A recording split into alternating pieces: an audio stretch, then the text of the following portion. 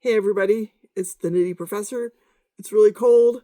It's gonna warm up above freezing in the next day or two, but what with the wind and all, it's kind of not cutting it for me. So I'm thinking spring right now, and I'm thinking about what boots am I going to be putting on that I haven't worn lately the moment that the weather turns good. So that's what this video is about, kind of contemplating my rotation and the boots that I miss wearing and that I look forward to wearing once the conditions are appropriate. So let's start. Well, we'll start with what I've got right in front of me here. These are my Hathor Explorer boots. They don't often make an appearance here, so it's a good opportunity to bring these babies out. What I've learned from doing this channel, which I appreciate learning stuff from you guys, is that these boots are made by sort of apprentice whites bootmakers. And they're really practical. So why are these one of the first pairs I'm going to start wearing when the weather turns good? Well, I'm very seriously considering sort of moving from my Red Wing Iron Ranger Hawthorne Muleskinner. I'm getting Hathorn and Hawthorne mixed up. I wear the Hawthorne Muleskinners a ton to do lawn mowing. And they've really served me well. But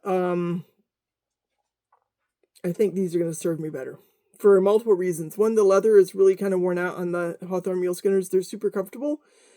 But another thing is that I don't know what it is in the grass. There might be like some kind of acid or something there that has turned those Vibram mini leg soles even harder. So this has your Vibram Christie sole. It's got a good tread. I really feel like these boots will serve me well for lawn mowing. Obviously, they're going to turn green. But that's fine. And they're going to give me a ton of support because if I'm not mistaken, this is an 8-inch boot, so it's a little taller. It's going to give me a little more support than the Hawthorne Muleskinner Iron Rangers. And I don't mind mucking these up. So, you know, they didn't cost me a whole lot. I don't know what they retailed for. When I found these, it was in a sort of hidden away hunting apparel store in Montana, in it's going to come to me, where the University of Montana is. So you're going to have to write it in the comments. But in any case, that town, my son keeps threatening to move there, and I'm like, yeah, you should go there. So University of Montana City in Montana. I keep thinking Medora because we were talking about that yesterday, but that's in North Dakota. So anyhow, that's not it. Missoula. I was close. Missoula. Got it. My memory's still working. It struggles sometimes. Got these in Missoula, Montana. I think the store had the name Grizzly in it somehow.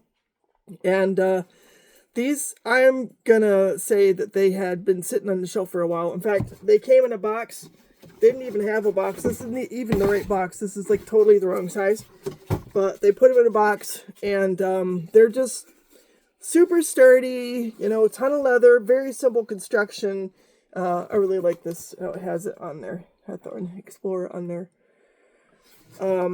Very practical, simple. They're broken in enough for me to just throw them on and be able to wear them all afternoon, start mowing the lawn in them. So I'm definitely going to be getting a lot of use out of these boots to spell my Iron Rangers for garden work, muck work. I can get them muddy. I can get them all grass green, clean them up, you know, just do my best to take care of the leather and make them last for a good long time. So here's another pair that I expect to be getting a good bit of use out of once I can, and these are my Wolverine 1,000 Mile cap toe in the black Chrome XL. These boots are awesome. I got them broken into the point where I could wear them pretty comfortably throughout the day. The last on the Wolverine 1,000 Miles really suits my foot well. I have very little problem with it. This particular leather is both tough and malleable. It's very comfortable. I love the smell of it. You know, these aren't the best for winter. They're not the best for ice. They're not the best for wet, for salt. I think the leather would just kind of get destroyed, you know, if I subjected it to the conditions to which I'm currently subjecting my Dark Coyote Rough Out Trumans. That rough out leather, it's made for the elements. This leather, not so much, you know, so I could trash these, but I don't want to because I just think it's beautiful. I like having a pair of boots that is just black. It looks really great. It's shiny. It gleams. The leather's in really good condition. And we've got this wonderful sort of Americana look with the cap toe and stuff and the Wolverine classic style. And I can't wait to, start putting these on. But I'm not going to do it with melting, slushy, snow, icy. It's just not going to work. But I have the same sole in the Pullman. If I'm not mistaken, these are the Evans. Let me just double check here. I think this model is the Evans. I'm going to check in just a second. Well, I'm pretty sure it is. All it says on there is cap toe. But I'm pretty sure this is the Evans model because it has the Vibram soles on there.